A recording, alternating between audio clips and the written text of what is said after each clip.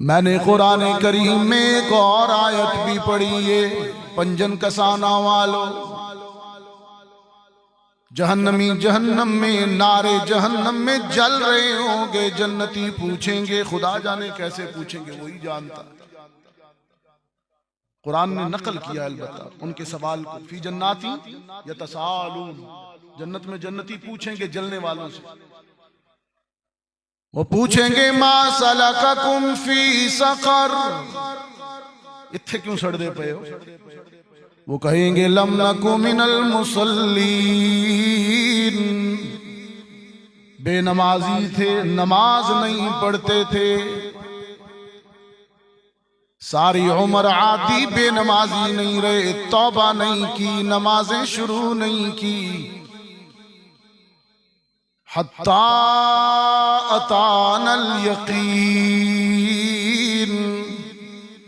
यहां तक के मौत का यकीनी लम्हा आ गया, बेनमाजी थे, नमाजें शुरू नहीं की, फरिश्ता अजल ने, इजराइल ने हलक दबा दिया, जान निकल गई बेनमाजी हालत में। रब्बुल आलमीन ने फरमाया मा तनफ़अहुम शफ़ाअतुश शाफ़िईन।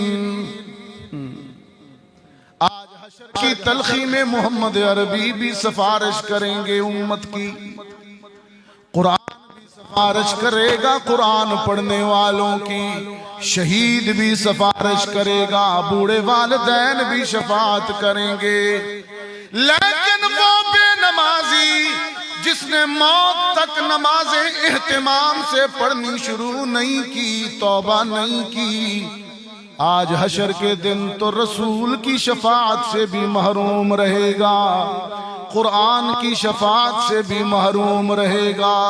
आज किसी की सिफारिश काम नहीं आएगी, क्योंकि सिफारिश और शफाअत का बुनियादी मेरिट तो नमाज की पाबंदी है।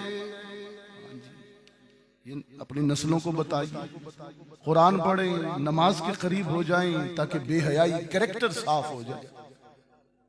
आज किरदार की बदचलनी की सबसे बड़ी वजह बेनमाजी होना। बेटा मस्जिद का आदी कर दीजिए, उसका किरदार खुद ठीक हो जाएगा। अगर मेरी माओ तक ये कभी आवाज पहुंचे, खुदा करे, नहीं तो मैं आपको नुमाइंदा बनाता। बेटी को घर की चार दीवारी में 5 वक्त की नमाज का आदी कर